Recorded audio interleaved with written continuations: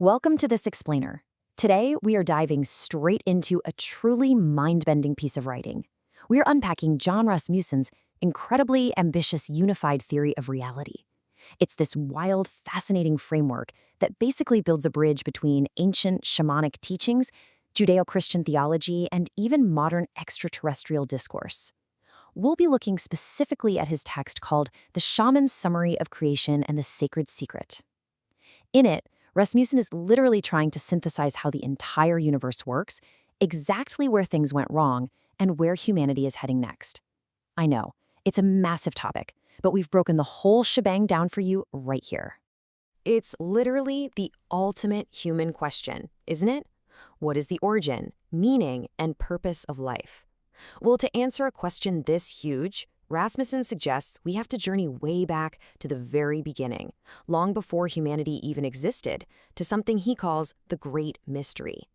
Think of this as the ultimate, unknowable force behind absolutely everything, which eventually gave birth to what we might call source consciousness, or God. But that begs the question, why would a perfect, completely unified consciousness bother creating anything at all? Let's get right into Section 1, the origin and the rules. Okay, so picture this. According to Rasmussen, source consciousness decided to create this vast, incredibly immersive theater of experiences.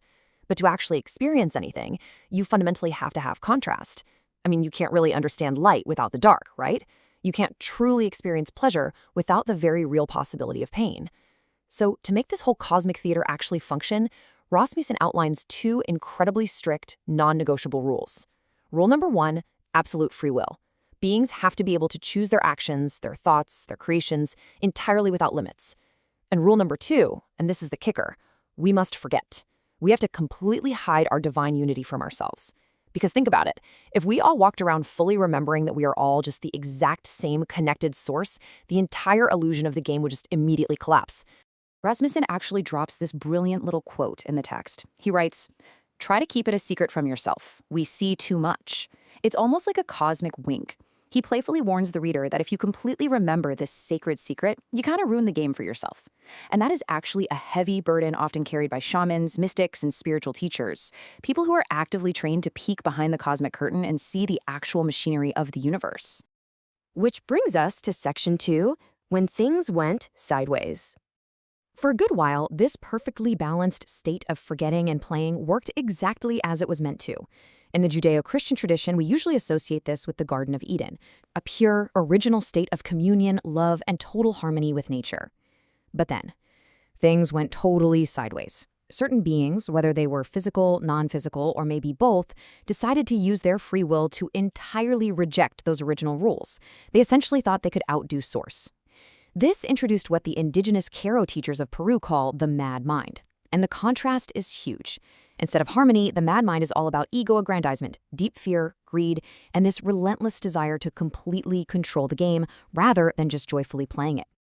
Moving right along to Section 3, parallel histories.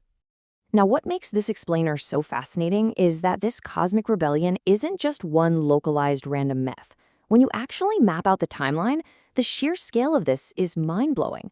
The biblical narrative of Adam, Eve, and the fallen angel, that gets written down around 300 BC, which is honestly incredibly recent in the grand scheme of things. But tens of thousands of years earlier, completely isolated indigenous cultures from sub-Saharan Africa all the way to Australia and the Americas, they recorded this exact same spiritual split in their oral traditions. We are talking about people who literally never crossed paths or spoke to one another, all recording the exact same cosmic catastrophe. It's like a universally shared memory of the exact moment humanity stepped out of harmony.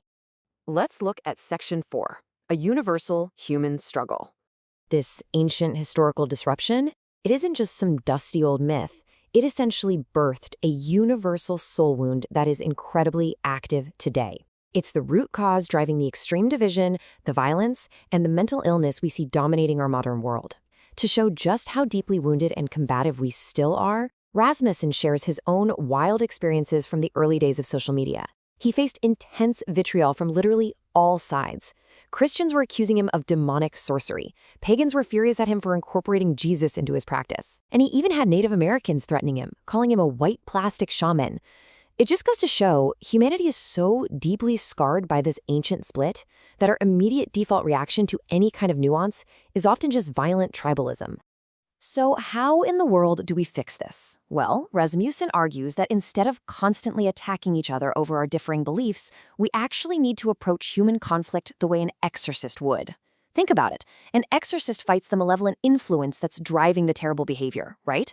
They never attack or try to destroy the innocent person who's suffering from the possession. We have to learn to separate the wounded soul from the toxic influence that's acting upon it. That takes us to Section 5, the purpose of life. In the midst of all this cosmic spiritual warfare, the mad mind and these massive ancestral wounds, what are we actually supposed to be doing on a daily basis? Rasmussen's answer is surprisingly simple. We're just supposed to play the game.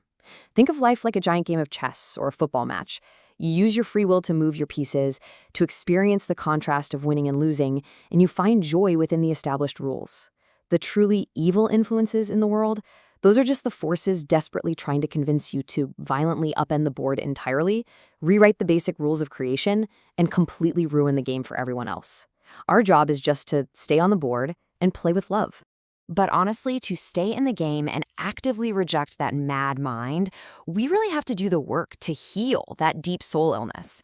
And Rasmussen makes it clear there is no magic, one-size-fits-all cure here. He strongly advocates for an all-of-the-above approach. We're talking about utilizing the amazing advancements of modern medicine, leaning into the ancient wisdom of shamanism, using deep psychology, various spiritual practices, and for him personally, the restorative teachings of Jesus. It literally takes all of these tools working together to heal a spiritual wound that is this old. And finally, Section 6, the next evolution. Ultimately, the goal of all this intense healing work isn't just to rewind the clock and go backward to the Garden of Eden. It's to propel humanity forward into our very next evolutionary step. And what's amazing is that both the indigenous Kuro shamans and ancient biblical prophecies actually point to the exact same future, an evolution entirely beyond our current state of Homo sapiens. The Kuro call it becoming Homo Luminous, while the Bible refers to attaining the glorified body. It's essentially the same concept, a fully healed soul, an existence of light, and a total return to pure communion with Source, but without losing our unique individuality along the way. And if you pay attention to the news lately, this evolution is playing out on a much, much larger stage than we probably ever realized. Rasmussen ties all of this right into modern phenomena. He points out that the recent disclosures surrounding non-human intelligence, UAPs, and these bizarre encounters with floating orbs of light, it all just proves that Earth is barely a blip in this vast cosmic theater. We are waking up to the fact that this massive spectrum of benevolent and malevolent forces extends way out into the universe, engaging beings far, far beyond Homo sapiens. Which brings us to our final, and honestly, perhaps most crucial question.